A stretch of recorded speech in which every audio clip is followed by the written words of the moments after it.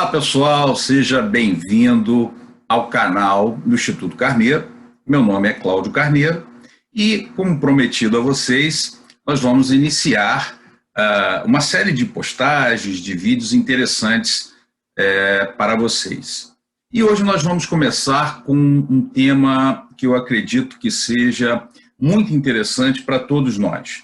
Todos nós, sócios de sociedade, e todos nós, pessoas físicas. Nós vamos falar sobre a discussão sobre a tributação de dividendos, né? Um tema importante, você deve ter ouvido falar aí na reforma tributária, que o governo tem interesse em retomar essa tributação de dividendo. Bem, como é que as coisas aconteciam até então? Já existiu isso no Brasil? Como é que fica a minha sociedade? Bom, primeiro nós temos que distinguir uma situação importante, pessoal. As sociedades, elas são tributadas através do lucro. Então, você tem lá a sua constituição societária, que é uma coisa. Então, eu tenho uma microempresa, eu tenho uma empresa de pequeno porte, grande porte, isso é uma coisa. Outra coisa é o regime de tributação dessa sociedade. E aí sim eu posso estar no lucro real, posso estar no lucro presumido, posso estar no simples nacional, ok? Bom, então a pessoa jurídica, ela tributa o lucro.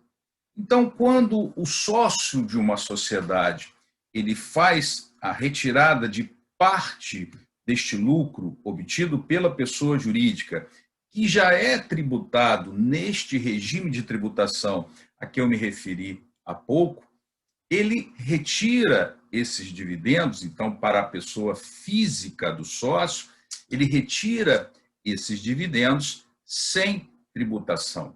Mas sempre foi assim no Brasil? Como é que acontece em outros países? Bom, no Brasil, até 1995, se tributava dividendo, né? E havia uma discussão porque se tributava lucro e dividendo. Então, nós não estaríamos aí dentro da mesma base de tributação? Pois é, essa ainda é hoje uma discussão em função da reforma tributária. Bom, o fato é que nós tivemos a Lei 9249, de 95. Então, a partir de 1º de janeiro de 1996, nós passamos, portanto, a não ter mais a incidência de tributação sobre dividendo. Me permitam aqui ler, então, o artigo 10 desta lei a que eu acabei de me referir há pouco. Diz lá, então, o artigo 10. Os lucros ou dividendos calculados com base nos resultados apurados a partir do mês de janeiro de 96, por isso que eu disse que a partir de janeiro não se tributava mais, aí vem a parte que nos interessa. Pagos ou creditados pelas pessoas jurídicas, tributadas com base no lucro real, vírgula, presumido ou arbitrado, não ficarão sujeitos à incidência do imposto de renda na fonte, nem integrarão a base de cálculo do imposto de renda ou do beneficiário, pessoa física ou jurídico, domiciliado no país ou no exterior. Então, pessoal, a partir daí, continua se tributando o lucro, né, na pessoa jurídica, e o dividendo não mais.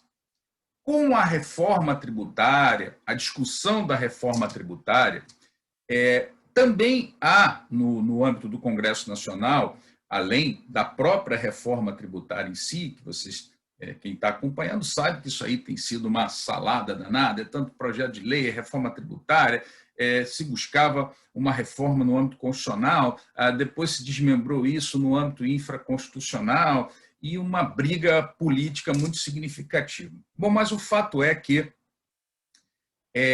um estudo que foi da Unafisco, que é a Associação Nacional dos Auditores Fiscais da Receita Federal do Brasil, e eles fizeram um levantamento que, com a tributação de lucro e dividendos, haveria aí uma obtenção de receita de quase 60 bilhões de reais.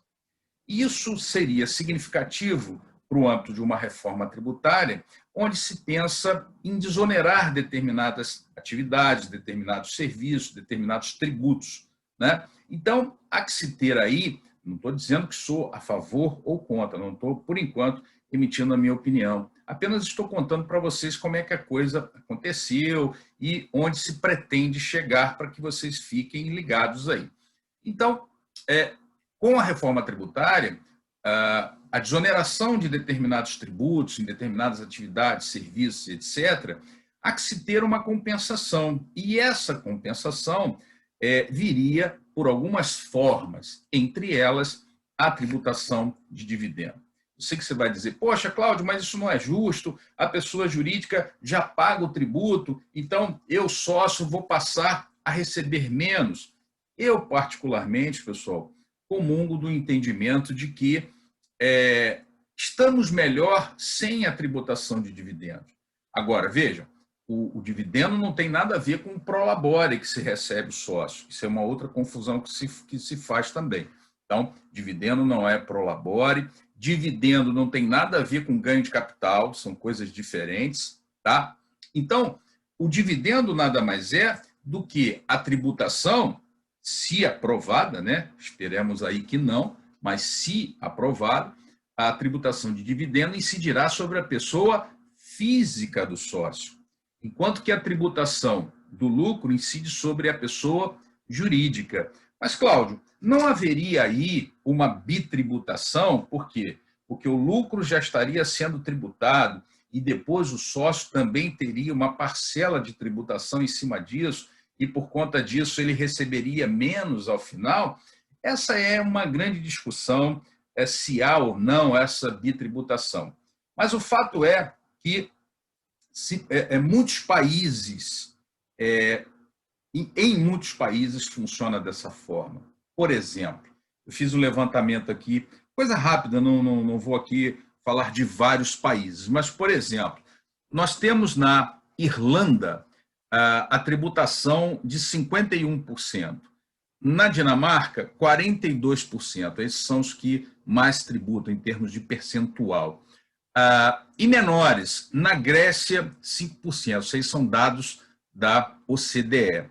E qual é a estimativa de tributação no Brasil? Bom, a estimativa, mais uma vez, dizendo que, se aprovado, vai ser em torno de 15% a 20%, de acordo com essas propostas. Nós temos lá, então, o projeto de lei número 1952 de 2019, do senador Eduardo Braga, tem também o PL 766 de 2020, do senador Randolfo Rodrigues, esse já foi retirado de pauta, e temos aí, então, o projeto da reforma tributária, que tem como modelos de compensação a retomada de algumas questões que já haviam sido retiradas do ordenamento jurídico brasileiro, como, por exemplo, a tributação de dividendos e também a tributação sobre movimentação financeira, seria a nova CPMF aí, com uma outra roupagem.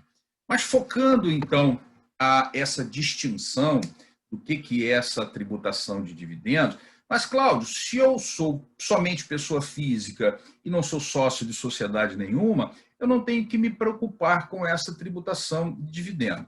Bom, em tese, sim, você não tem que se preocupar, porque essa tributação recairá, se aprovada, sobre essa pessoa física que é sócio de uma sociedade. Ok. Porém, ainda que seja sócio, se aprovado, volto a dizer, né, porque ainda estamos nessa instabilidade, ocorrerão também faixas de isenção.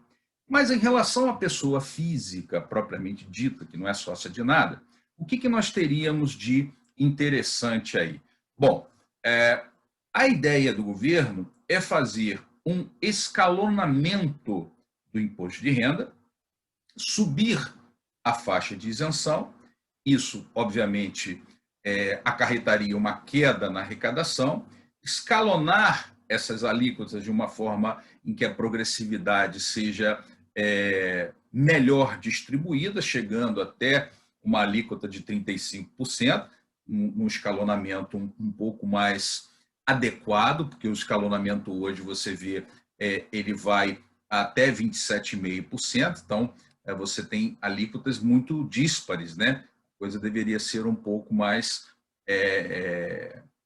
proporcional. Bom, e por conta disso, dessa redução desse imposto de renda da pessoa física, haver uma tributação para a pessoa física que seja sócia de uma sociedade como forma de compensar. Ou seja, moral da história, sintetizando isso de uma forma bem mais simplificada para vocês.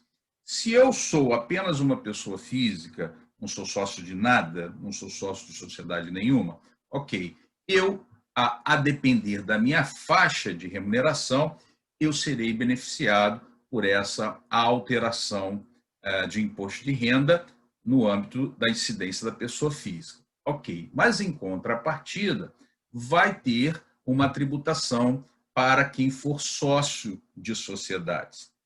E quando a gente analisa a reforma tributária, então você já concluiu que os sócios terão uma tributação maior e, consequentemente, um rendimento menor, né?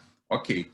Mas quando a gente analisa a reforma como um todo, ainda que você não seja, vamos dizer assim, entre aspas, pego por esse tipo de tributação, você pode ser pego por outro tipo de tributação, como, por exemplo, a referente à movimentação financeira. Tá? Então, o que nós precisamos fazer até agora é aguardar como ficará efetivamente a aprovação da reforma tributária, se é que ela vai efetivamente ser aprovada, e o mais importante é nos prepararmos já de antemão para saber, se aprovado, como ficaremos. Então, aqueles que possuem sociedades já fiquem ligados aí, que é possível que você tenha uma redução nessa sua remuneração, uma vez tributando a retirada de dividendo. Então, o objetivo desse vídeo aqui é deixar claro para vocês qual é a diferença entre a tributação da sociedade e a tributação da pessoa física que venha a ser sócio dessa sociedade. Então, você tem a tributação da sociedade lá pelo regime de tributação que foi feito por opção por parte da própria pessoa jurídica, quando possível, ou então por aquele enquadramento legal obrigatório, que em alguns casos é imposto do lucro real. Mas a regra é a opção.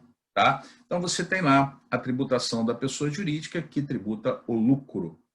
A partir daí, de acordo com a Constituição Societária e o percentual que cada sócio tem lá, aí vai ser feita a distribuição desse lucro, que é chamado de dividendo. E esse pedaço, ele vai para os sócios. É aí que estamos falando da base de cálculo da incidência dessa tributação.